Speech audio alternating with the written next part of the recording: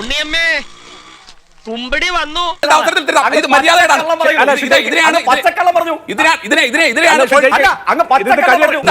ഇങ്ങനെ കിടന്ന് അടിക്കുന്നത് മോശമാണ് കേട്ടോ. ഇതാണ് പൊളിറ്റിക്കലി തന്തയില്ലായ്മ എന്ന് പറയുന്നത്. എന്താ സംഭവം അറിയില്ല, ഞാനിപ്പോ എത്തിയുള്ളൂ. ഇന്നും കിട്ടിയില്ലേ? കിട്ടി. എന്തായിരുന്നു വിഷയം? ഈ ചോദ്യത്തിന്റെ രസകരമായ അവസ്ഥ എന്താണ്? ത്രിപുരയിലും BJP-യിലും CPM നേതാക്കന്മാർ പോയില്ലേ എന്നാണ് ഇവർ പറയുന്നത്. ഞാൻ കോൺഗ്രസ് നേതാവ്, ഞാൻ അങ്ങേ വെല്ലുവിളിക്കട്ടെ. നാശത്തിലേക്കാ നിങ്ങൾ പോകുന്നത്. അത് ഞങ്ങൾ അങ്ങ് സഹിച്ചു. അങ്ങേക്ക് അല്പമെങ്കിലും അന്തസ്സുണ്ടെങ്കിൽ, കേരളത്തിലെ യൂത്ത് കോൺഗ്രസിന്റെ പ്രസിഡന്റിന് ഇല്ലാത്തൊരു അന്തസ് അങ്ങേക്കുണ്ടെങ്കിൽ അങ്ങ് പറയണം. ഒരു 5 CPM നേതാക്കന്മാരുടെ പേര്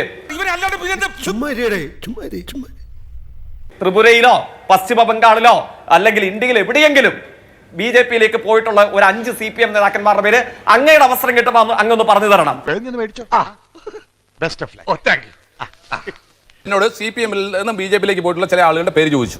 ഞാൻ പറയാൻ എഴുതിയെടുത്തോളൂ, അറിഞ്ഞുകൊണ്ടെങ്കിൽ എഴുതിക്കോളൂ. ഒന്ന് അതല്ല, തീർന്നില്ലല്ലോ. ഞാൻ പറയാതെ താങ്കൾ അസ്വസ്ഥനാണ്. ഞാൻ പറഞ്ഞു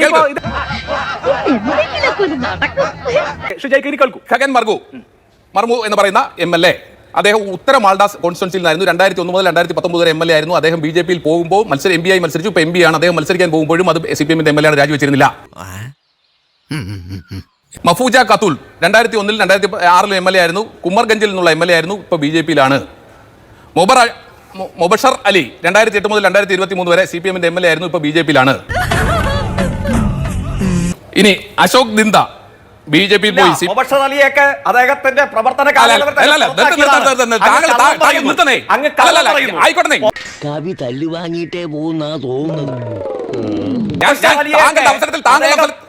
താങ്കളുടെ അവസരത്തിൽ ഇത് മര്യാദയാണ്.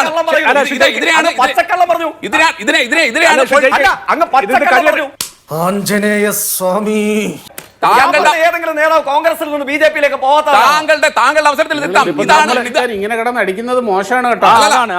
ഇതാണ് പൊളിറ്റിക്കലി തന്തയില്ലായ്മ എന്ന് പറയുന്നത്. കിട്ടിയാ? ഇല്ല, ചോദിച്ചു വാങ്ങിച്ചു പോവാ. നിങ്ങളിങ്ങനെ ഈ തരത്തിലുള്ള സംഭാഷണത്തിലേക്ക് പോവല്ലേ? ഇത് ഈ വിഷയങ്ങൾ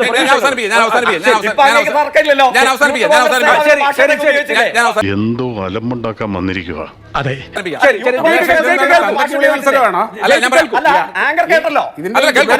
തന്തയ്ക്ക് വിളി മത്സരമായി മാറിയിരിക്കുകയാണ്. ഈ തന്തയ്ക്ക് വിളി മത്സരത്തിൽ ആരാണ് ഇപ്പൊ മുന്നിട്ട് നിൽക്കുന്നതെന്നുള്ളതാണ് ഇപ്പൊ വിഷയം. വല്ലാത്ത തലവേദന, ഞാനൊന്ന് കിടക്കട്ടെ. അല്ല, ഷാബു പ്രസാദ് ഞാനത് പറയണത് ആഗ്രഹിച്ചതല്ല, എന്നെ കൊണ്ട് പറയുന്നതാണ്. ഒരിക്കലെങ്കിലും ഭാഷയൊക്കെ ഉപയോഗിച്ച കേട്ടോ. അല്ല, രണ്ടാളും പറയരുതെന്നേ, ഞാനത് അപലപിച്ചല്ലോ. ശരി, പറയൂ. ഷാബു പ്രസാദ് ഞാനിത് പറയാൻ ആഗ്രഹിച്ചില്ല. യൂത്ത് കോൺഗ്രസ് നേതാവിന്റെ ഭാഷയൊക്കെ ഉപയോഗിച്ച കേട്ടില്ലേ? അല്ല, എന്റെ വായിക്കാത്ത കയറി വിടുവിച്ചാലേ ശരിയാവും. എന്ന് ഞാൻ പറഞ്ഞില്ലേ. ഇനി വേറെ കാര്യമാണ് പറയുന്നത്, അത് കേൾക്കൂ. ഷാബു പ്രസാദ് ഞാനിത് പറയുന്നത് ഒരിക്കലെങ്കിലും തിരിച്ചു പറയാതെ പോയാൽ അത് പിൻവലിക്കോ? ഞാൻ ഇവന്റെ 2 വാങ്ങിച്ചിട്ടേ പോവുള്ളൂ. അല്ല, അദ്ദേഹം അത് പിൻവലിക്കോ? പറയൂ. ഇവിടെ യൂത്ത് കോൺഗ്രസിന്റെ സംസ്ഥാന പ്രസിഡന്റിനെ കുറിച്ച് വലിയ പരാതിയാണ്. വേറെ എല്ലാ മാർഗങ്ങളും നോക്കി അറിഞ്ഞപ്പോ ഇപ്പൊ ഇത്തരത്തിലുള്ള അഭ്യാസം നിങ്ങൾ അതിന് മറുപടി പറയണം.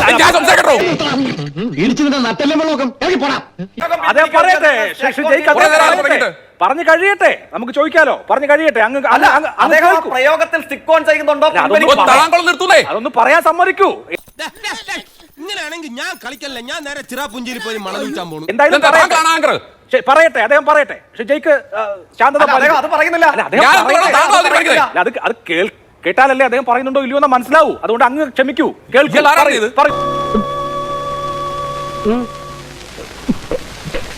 പറയൂ ശ്രീ ജ്യോതികുമാർ, പറയൂ. നിങ്ങൾ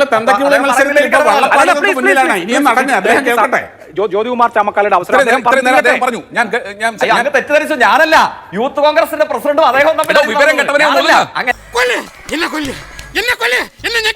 എന്നെ തെറ്റിദ്ധരിച്ചു. ഇതൊന്നും ഞാൻ ഓൺ ചെയ്തതല്ല. അല്ല, ആരും ഓൺ ചെയ്യണ്ട, നമുക്ക് അത് വിടാം. ഇദ്ദേഹം പറയാനുള്ള കാര്യങ്ങൾ കംപ്ലീറ്റ് ചെയ്ത് വിവരം കേട്ടവരും നല്ല വിളിക്കണ്ട, അപ്പുറത്തേക്കാ വിളിക്കേണ്ടത്. ഞാൻ സാമാന്യ മര്യാദ കൊണ്ട് മര്യാദയ്ക്ക് കേരളത്തിലെ ജനങ്ങൾ നല്ല ആരോഗ്യകരമായ പൊളിറ്റിക്കൽ ഡിസ്കോഴ്സ് ആണ് പ്രതീക്ഷിക്കുന്നത്. കേരളത്തിലെ ജനങ്ങൾ ആരോഗ്യകരമായ ഒരു രാഷ്ട്രീയ സംവാദമാണ് പ്രതീക്ഷിക്കുന്നത്. ഇത്രയും വലിയ ഗതികെട്ടവൻ ഈ ലോകത്ത് വേറെ ആരെങ്കിലും ഉണ്ടാവും എന്റെ കർത്താവേ. എന്റെ ബഹുമാനപ്പെട്ട പാനലിസ്റ്റുകൾ അത് എന്റെ അവസരത്തിൽ ഞാൻ സംസാരിക്കും. വിഷയത്തിലേക്ക് സ്റ്റിക്ക് ഓൺ ചെയ്യൂ. ഇനി അങ്ങ് പറയാനുള്ളത് പറയൂ.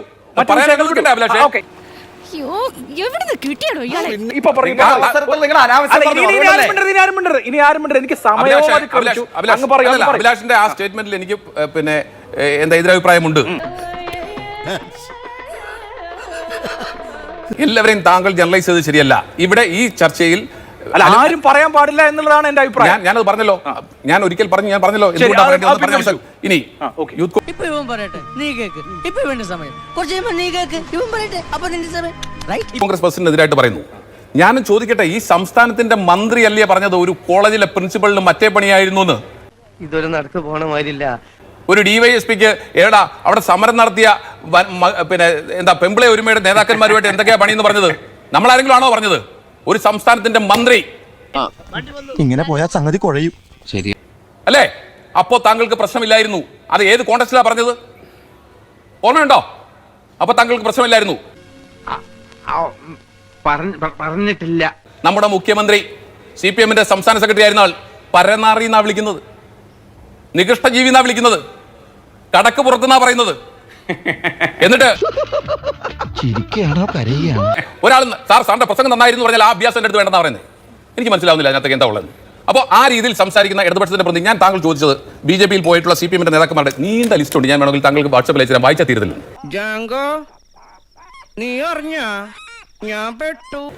അത് പിന്നെ പശ്ചിമ ബംഗാളിൽ നിന്നും അതുപോലെ തന്നെ ത്രിപുരയിൽ നിന്നും പോയിട്ടുള്ള നേതാക്കന്മാരുടെ MLA-മാരും MP-മാരായിരുന്നവർ മാത്രം നിരവധി ആളുകളുടെ ലിസ്റ്റ് ഉണ്ട്. CPM-ന്റെ പാർട്ടി ഓഫീസിന്റെ ആ ചോപ്പൊന്ന് ഇച്ചിരി കാവ്യാക്കിയിട്ട് അവിടെ BJP എഴുതിയ പാർട്ടിയാണ് CPM. എവിടെ പോയി? നിങ്ങളുടെ 2% എങ്ങനെ വോട്ട് ഷെയർ പോയി? 37 വർഷം 36 വർഷം ഭരിച്ചിരുന്ന സംസ്ഥാനമല്ലേ പശ്ചിമ ബംഗാൾ ഉൾപ്പെടെ? ഇത് വടി കൊടുത്ത് അടി വാങ്ങുന്ന പരിപാടിയാണല്ലോ ബാബു. എന്നിട്ട് വന്നിരുന്ന് ഘോര സംസാരിക്കുക. ഇനി നോക്കൂ, ഇവിടെ പൊളിറ്റിക്കൽ ഞാൻ ഉപയോഗിച്ച വാക്ക് ഞാൻ വീണ്ടും ഉപയോഗിക്കുന്നില്ല. കുറച്ചുകൂടെ മാന്യതയോടെ സംസാരിക്കണം. പക്ഷേ ഇവിടെ ഞങ്ങളുടെ യൂത്ത് കോൺഗ്രസിന്റെ സംസ്ഥാന അധ്യക്ഷനെതിരായിട്ടുള്ള നിങ്ങളുടെ വേവ് നമുക്ക് മനസ്സിലാവും. അത് പിന്നെ എന്താ നമ്മുടെ മാത്യു കുളനാടിനെതിരായിട്ടുള്ള നിങ്ങളുടെ ബുദ്ധിമുട്ട് ഞങ്ങൾക്ക് മനസ്സിലാവും.